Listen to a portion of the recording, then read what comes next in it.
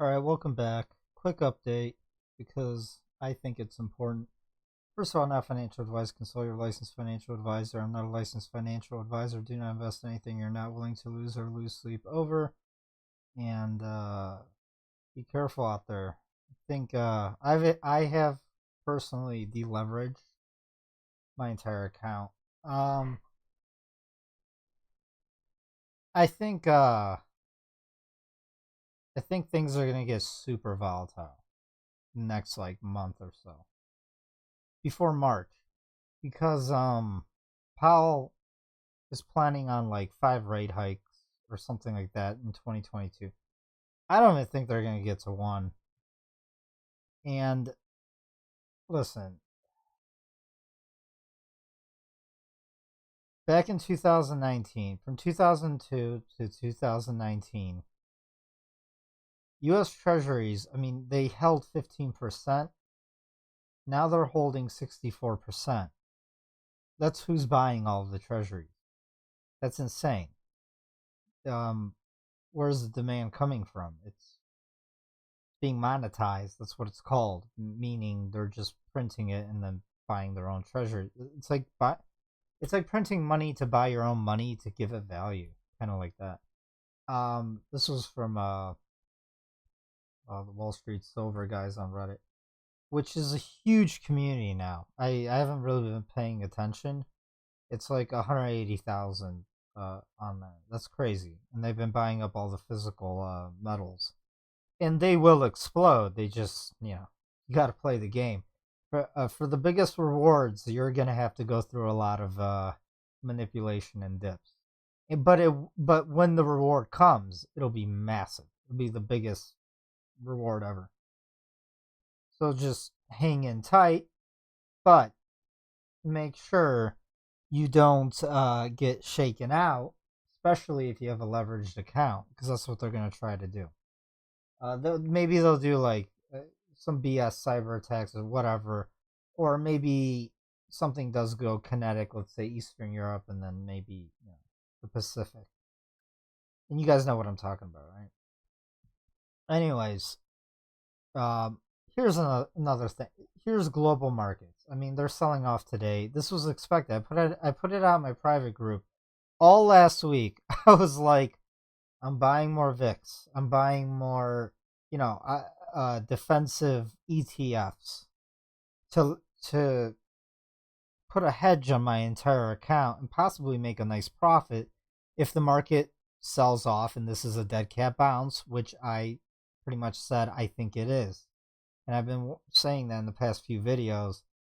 We might get a little rebound, a little dead cat bounce, but then it's going to sell off until Powell or central bank capitulates. Now it's not even just about the U.S. market. In Europe, I guess they raised rates a little bit, and shit's like blowing up already. And they can't do it globally. We're looking at an average of like, I don't know. I think in the U.S. real CPI, real inflation is like 14%. Europe, it's like the same thing, or more, or a little bit less. It depends which country, right? It doesn't matter. It's like all around 10% if you average it out, maybe globally. That's insane. That means 10% year over year. You get a pay cut essentially. The prices of everything's going up. Packages keep shrinking, and this will continue and continue, and shortages will continue. And there's all kinds of other reasons why this, I believe, is going to accelerate this year, especially. But it'll probably get really bad in 2023 and 2024. And I think the managerial, the manager class of this world is actually starting to freak out. Like, be careful what you wish for because you might get it. And I think they see some models and they're like, holy shit, we're going to lose control of everything.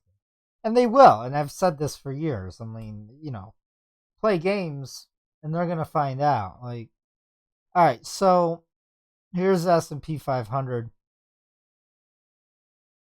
And I understand what they're doing. They're trying to manage billions of people before the music stops and the global just-on-time shipping Ponzi backed by a Ponzi falls apart. You guys have to understand, everything in the grocery stores, it relies on credit. And if the credit markets freeze or just, blow up, that's it. Like, there's no more food coming. Like, there's no more gas. Yeah. So that's a possibility. So they're I don't know what they're gonna blame it on, but it's just gonna happen. I'm hoping for a slow motion decline. I think they should as well, and not play games. Uh, so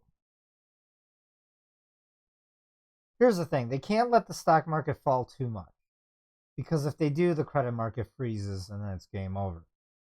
They can't print too much or make it obvious, because inflation's really rampant, and then everyone's getting mad anyways. But either way, both is going to happen. So they have to like walk a tightrope, the central planners. Meanwhile, politically, people are mentally ill on both sides, and it's going to get wild. But there's some air pockets beneath these equity markets, and they're going to get filled, the air pockets. If you look at the Dow,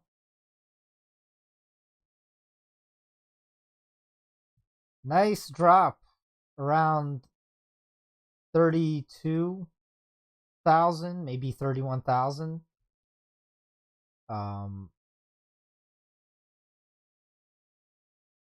S&P 500. It's on support on the 200. This is a 12-hour chart. Let's go to a weekly. By the way, that was a weekly for the Dow I was showing. Here's the Dow. I think it'll take out the 100-day. Or is this the 50? 52 week.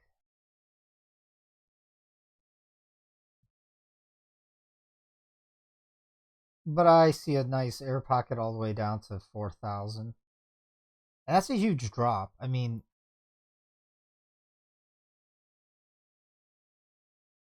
that's an 18% drop from the all-time high for the S&P 500, which actually, that's what I've been saying this entire time. Maybe a 20% drop. We might be able to handle that.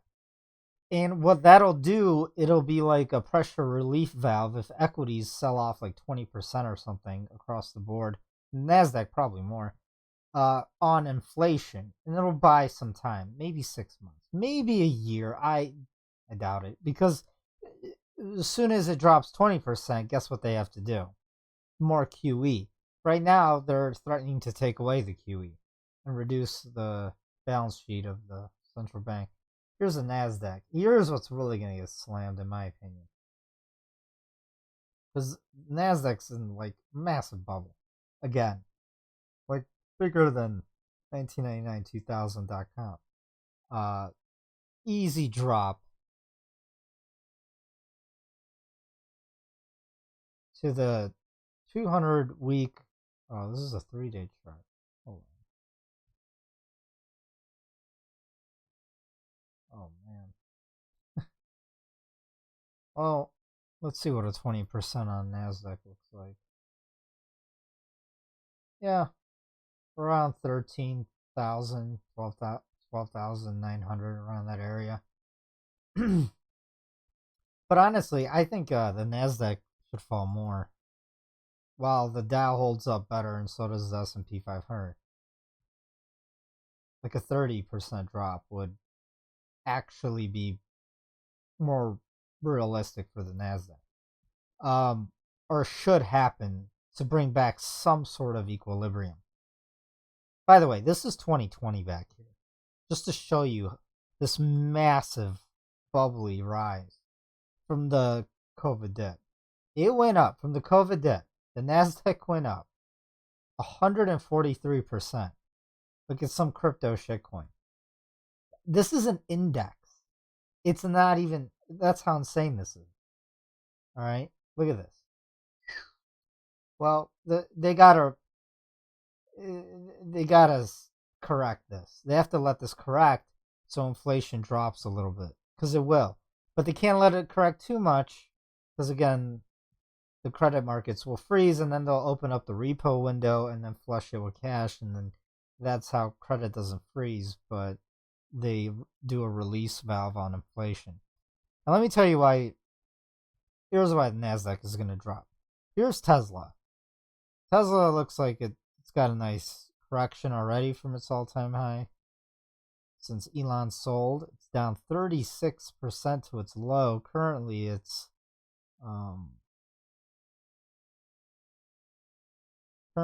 sitting at a 26% drop from its all-time high. I think it could retest $500-600 around that area. It should during this correction. Here's ARK Innovation, essentially holding every risky tech bubbly stock, mainly Tesla and everything else. It fell from its all-time high all the way down at its local low. It fell pretty much 60%. Currently, it's sitting at like 54 or 55%. I think ARK might be the canary in the coal mine, which... So if we're looking at another like 10 to 15% drop from the all-time high to take us to that overall 20% drop correction, I mean, ARK should easily revisit $48. Currently, it's at 72. And that's what'll cause the panic, and then plunge protection, and then we will go from talking about 5 rate hikes and taking away and tapering and taking away stimulus to more stimulus and UBI checks. But they need some sort of event to justify doing that all over again. Something's gonna happen next 2 months. Something big. I don't know. Look. Let's take a look at Facebook here. These are weekly charts. I zoomed out, so you guys can see it. Let's take a look at Facebook, Meta, whatever. This platform is essentially just a bunch of old people on there arguing and spying on each other. And every once in a while, younger guys get a little spicy on there who aren't very tech savvy. That's about it. And then they just collect data on you, of your, like, what your interests are, I guess. I mean, Facebook is clobbered. Basically, they're losing users. And I don't think advertisers want to risk money during these times. And they're not getting that engagement, apparently, on their platform. And like Richard has said, I mean, the metaverse or whatever, it's no different from playing video games for the past like 10 years. I mean, this is the metaverse. You're watching me online, right? That is metaverse. So I mean, it's on support right now, Facebook.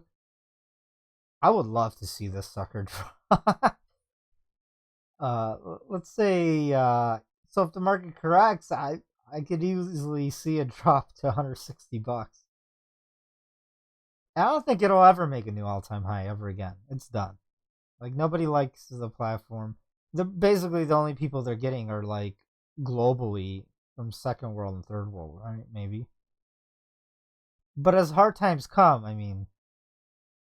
And plus the censorship, what is it for? Really? Just spy on your old friends and neighbors. I don't know.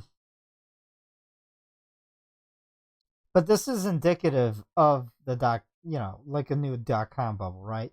So this is why I believe the Nasdaq is going to get hit harder than the rest, easily, because it because their earnings, it's all future projected. Their PE ratios are completely pricing in 10 years from now, and it's not even based on real earnings. They're not like real companies producing, manufacturing real things. We're going to go back to a society and an economy which has to rely on manufacturing, agriculture, and commodities and energy. It's not going to be stay at home lockdown stocks like we've had in the past 2 years. People bought that trade. That trade's over with. Now it's deflating, that bubble. Unless, people really do go into the pods and like eat bug sludge and, I don't know, put on their VR goggles to escape reality because it'll be so horrible. But I don't think that's not going to happen. I mean, we're going to have power outages.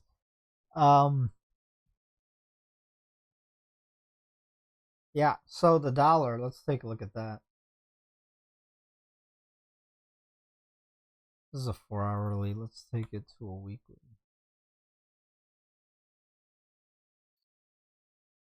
It had a nice little bump up, right? That knee-jerk reaction every time the market sells off is because margin calls and people have to raise and companies have to raise cash as a defensive mechanism. And they need it to pay their margin debts, right? And their leverage. So they raise cash first. But in the macro, the dollar isn't strong. It's a DXY. It's a basket of fiat currencies. All fiat currencies are falling against real things like lumber, metals, commodities, energy, food, all that stuff, right?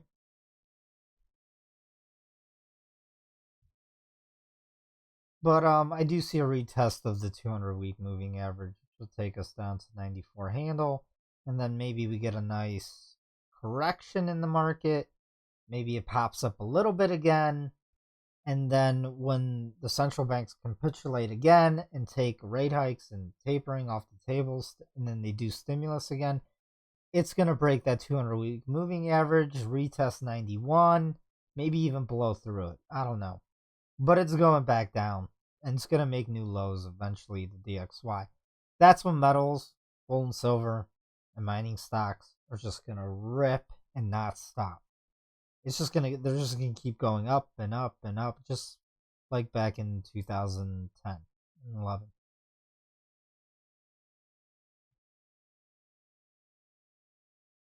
So why is all of this happening? Well, because inflation is noticeably getting worse, and they have to do something about it, or at least look like they're trying to do something about it. But as we see here, I mean, the 10-year yield, the interest rate on the 10-year is almost at 2%. And what have I said for the past 2 years? If it gets back up to 2%, that's when shit starts blowing up. I've literally been saying that for 2 years. It's at 1.9. So one more spike. So I don't know what. That's why I'm saying the market's calling Powell's bluff. And honestly, guys, if they were serious about stopping inflation, if they're serious about it, how high do they have to raise rates? And how high would the natural organic bond market take them? Minimum, I believe, personally, I'm just guessing, 25%. Not 2, 25. Why? Well, if the CPI, and the CPI data this week is coming out, right? Tomorrow. If we're looking at like 14% real inflation, or 15, something like that, or even 8%, like how they say, or their models are showing 6 or 7. But if you look at the old models, it's at like around 14 or something. Well, you would need interest rates higher than the inflation rate, at least 5%, for anyone to even buy bonds, right? Um, and to rein in, because they're behind the curve, 25%. Now, Volcker back in the day raised it to some insane level, like 40%. We can't do that because we can't even do 5%. That's what I'm trying to say. Like, we can't even handle 2%. Everything, the bubble starts popping at 2%. So they're going to capitulate, but I think they need the market to sell off and get a nice 20% sell off in the markets. Why? Because that's a deflationary event. That's kind of like a deflationary tool, I guess, or manipulation. So if the markets sell off 20% from the all-time high, that'll rein in inflation for a little bit, 6 months or something, hopefully. And then they'll do QE and all that again, and then inflation picks up again because there's a delay. So towards the end of 2022, going into 2023, inflation picks up again and goes even higher. And this is called stagflation. This is the game they're going to play. Will the stock market rebound and make a new all-time high? I don't think so. I think they just want to keep it going sideways or something. Or I don't know. And then I talked about last video. If the stock market falls a lot, will everyone start pulling their stock market gains out of the market and go shopping and start hoarding and buying things up in the real economy? Which I have not heard not one person talk about that. That's one of mine again. That could cause inflation on top of everything. Now, I'm not even talking about the global situation because I want to make this a short video. I'll talk about that maybe in my next video. But this is the situation at hand right now. Gold, oh no, this is oil. Let's talk about oil. It's important because oil is a barometer of inflation. And before the mortgage-backed security crisis crashed in 2008 and 9,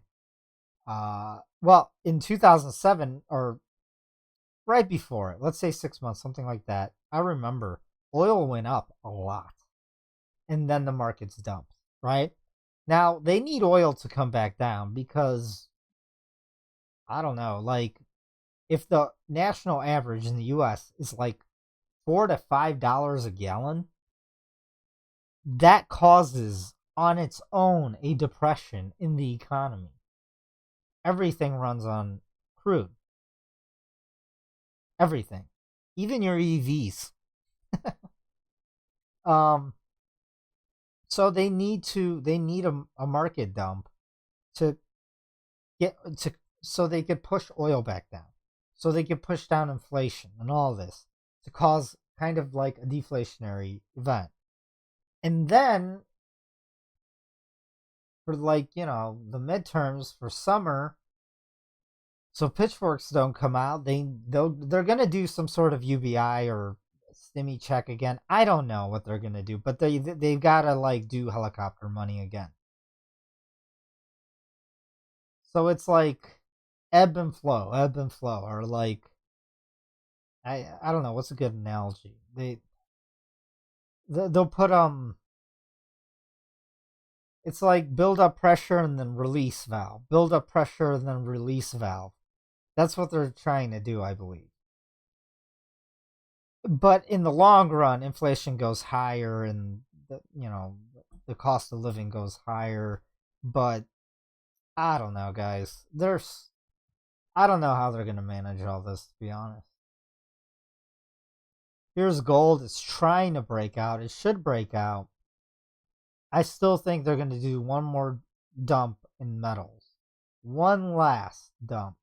Now, the market overall, here's the NASDAQ. This is a dead cat bounce. This is all a bunch of short covering right now. Open interest on metals, I believe, has fallen recently on silver and gold. I believe silver is going to actually make gold break out, and then they're just going to feed off of each other as they both go higher. But here's the thing. I do think there's one more drop in store when we get margin calls for the final correction in the stock market, which I believe is going to happen before midway into March.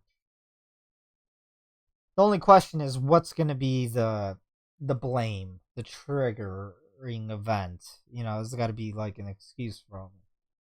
I don't know. We're going to find out.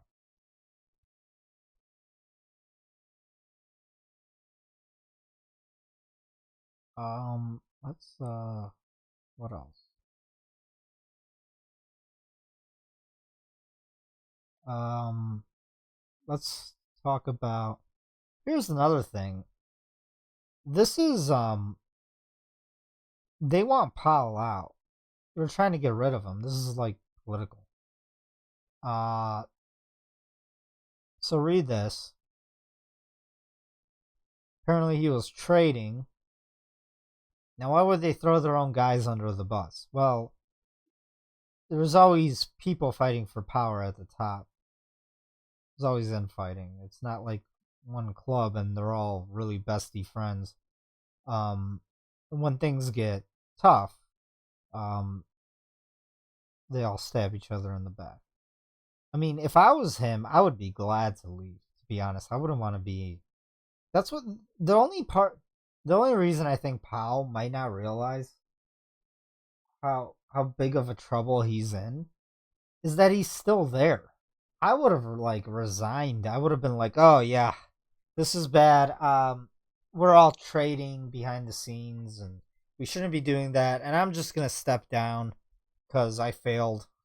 I would completely just step away from all of this because I would not want to be the man um, up on the podium as all this unravels and folds.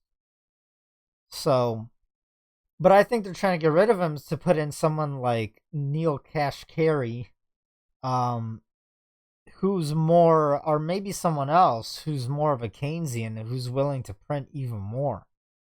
And that's insane. That's so bad for the dollar. So bearish for the dollar. And that's what I believe this is about. I like these visuals.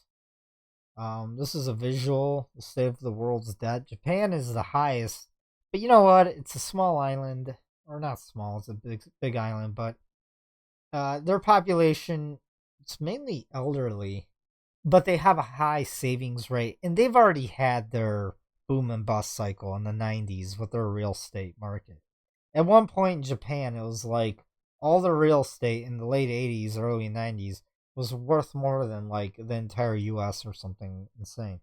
So they've already gone through their cycle.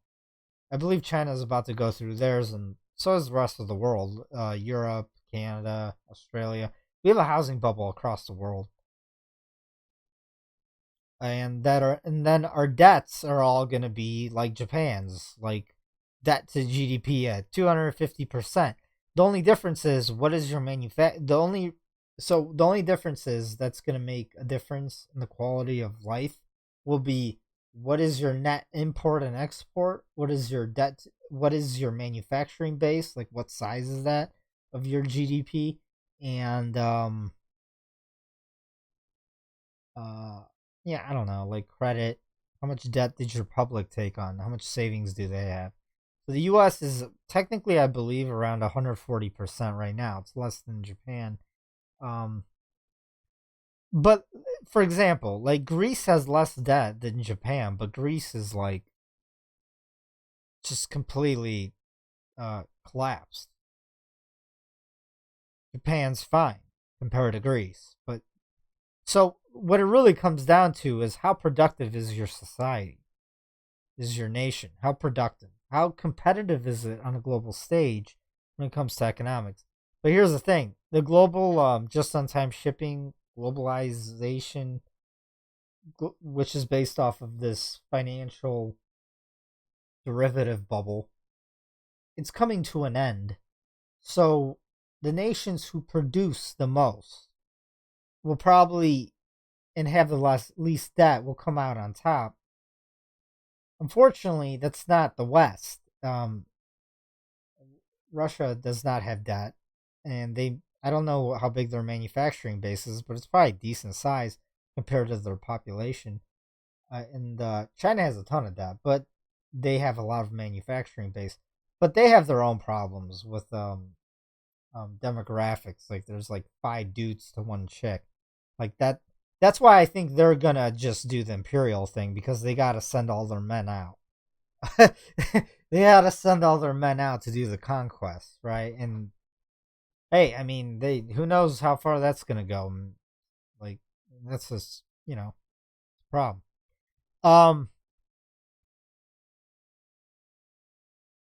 Credit market cracks could spark doom loop with stocks. Yep. Let's take a look at the news a little bit.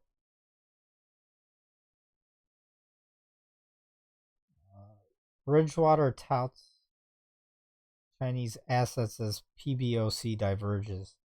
So this friendly kumbaya with China is kind of breaking down now, since the world is, I believe they're looking at their models. Oh, and the man himself, Soros, came out against them. You could see everything breaking apart. This is what I talked about for years. They're gonna try to do this global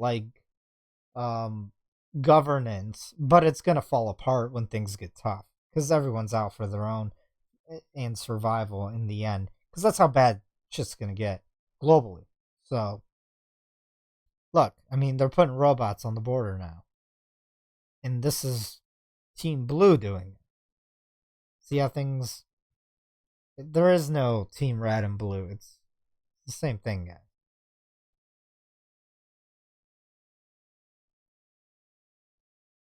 All right, so what else is going on? Let's go to the next page. I am not gonna edit this video, I don't have time. So there's gonna be silent moments. This is why they talk about you can't eat meat anymore, it's bad for the climate. Really, it's because they broke the supply chain with the lockdowns. And I don't know, guys, they just want less people. That's all it is. And they can't feed you. You know what? There is no scarcity though. If everyone started a little like garden in their backyard and bought a goat and a chicken, it'd be fine. But most people aren't willing to do that. They want to just go and buy Big Macs with, from these industrial farms pumping cows full of hormones. And hey, I mean, if you're not contributing to society to make it to a better place, maybe you should be eating bugs. I don't know.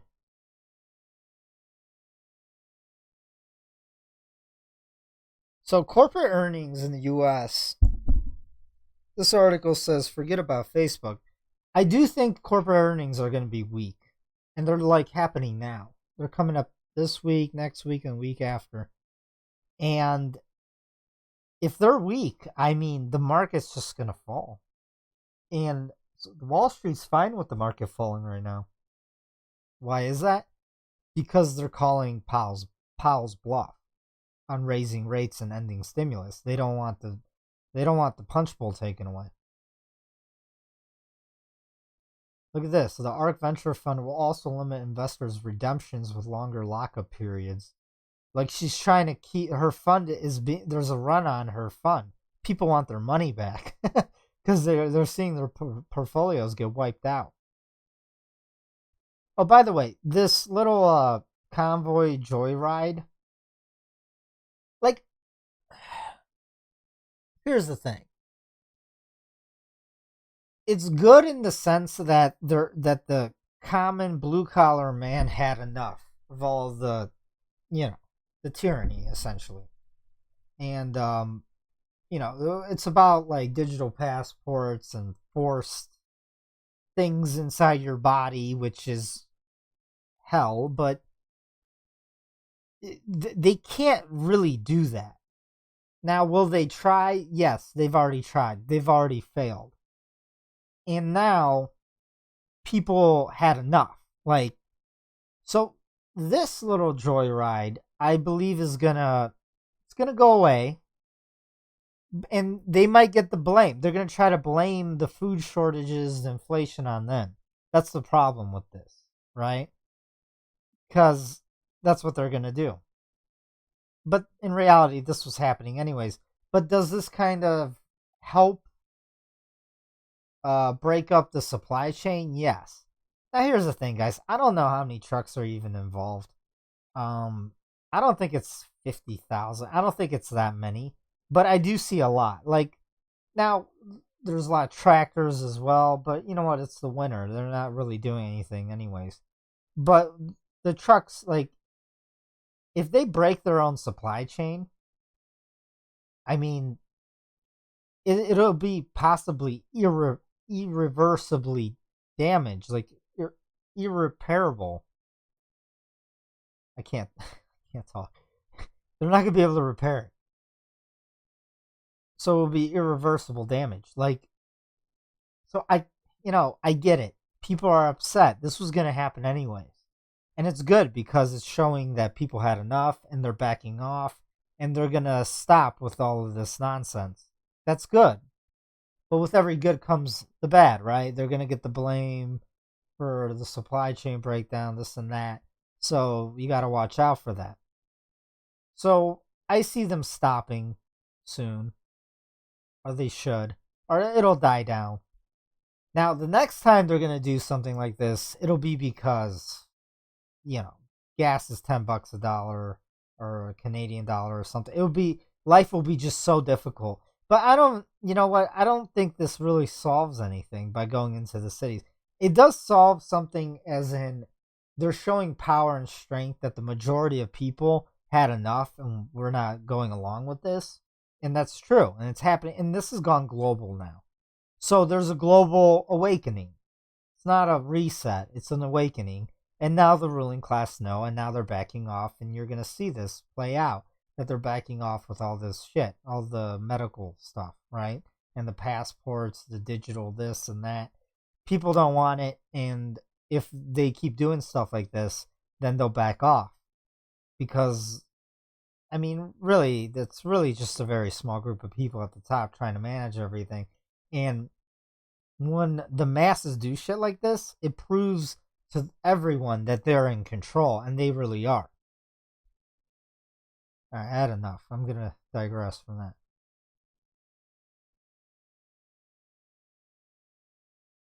Alright,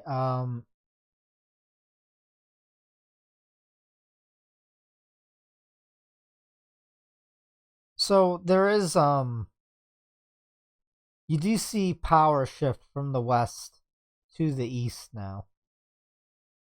Meaning from Europe in the US to the east, right? And that's happening. In the Middle East, they're doing deals, oil for yuan and rubles and stuff, and so they're de-dollarizing.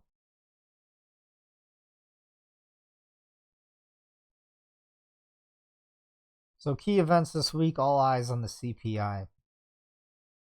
CPI comes along on Thursday. Oh, okay. So it comes along on Thursday. I mean, they really fudge the numbers on these, but I think it's getting to the point where they can't even do that. Or it's even with the fudge numbers, it's coming out higher and higher. And look at this, Tyson Foods beef prices jumped by 32% in a quarter, with chicken up 20% and pork 13%. Listen, I've been going to the grocery store and there's less and less meat. I bought the last puck, or not puck, but organic. Oh, and here's the thing, I only buy organic beef. And people wouldn't buy organic beef because it costs more. But now even that is people are buying organic beef because they can't buy any of the cheaper beef with like all the hormones. So the organic beef's disappearing now. Like, it's happening. I mean, just pay attention. Oh, I've gone to retail stores. It's like nothing in the stores. I went to a store that get no, I was looking for a jacket, and they get the leftover jackets, and then they sell them at a huge discount. And I sometimes they have real nice jackets that are like hundreds and hundreds of dollars, like a $400 jacket for like $200. And I go to this store, and it was empty. It was like nothing. They had no jackets. It was insane. And there's no surplus in retail. Now, you're going to start seeing a lot of retail stores and corporations starting to hoard. They're going to buy everything uh, ahead of time so they could fix their margins. Because last year, they didn't really raise prices because they actually believed inflation was temporary. Well, it's not. So now they're starting to buy more and more inventory, and they're starting to do the hoarding. The retail stores and the companies, and then they're going to raise prices, and then guess what's going to happen? The consumer, the buyers, the retail consumer is going to do the same thing, and then that inflationary perpetual death spiral starts happening. um but hopefully we get a market correction. They could buy us another like 6 months towards the end of this year. I'm actually hoping for it because, guys, like, listen, what's coming down the road is going to be tough times, and it's not going to end for a very long time. It could be decades. So, you know, like, buy your metals, get some hacks because that outpaces inflation, and hopefully you'll have enough to buy a homestead or something.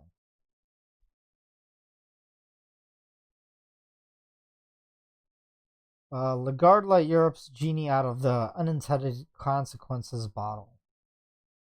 He raised rates a little bit. So that's why the DXY didn't perform as well as well.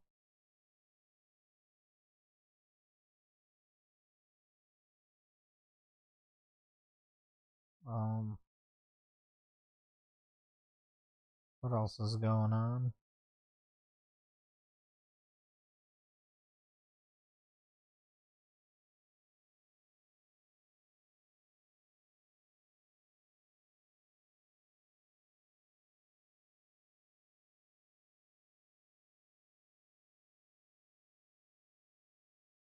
What else is going? There's a lot to talk about.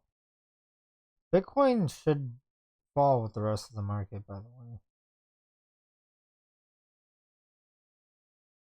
I've never seen a market like this. Goldman sees shortages of everything. You name it, we're out of it. That's crazy that they're admitting that.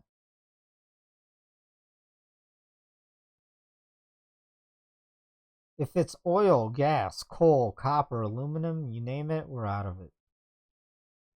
By the way, so the current administration and in Europe, they want to do some sort of green infrastructure package, new reset. How in the hell are they going to do that when we already have commodities through the roof? Because that's going to cause commodities to go even higher. To build it, you need more mining. You need more commodities, which is another bullish reason to be in mining stocks in the resource sector. By the way, I don't just trade like or buy like gold and silver mining stocks. I buy like I trade and buy stocks in all commodities and resources. Um, so I think this decade will be the decade for resources and commodities.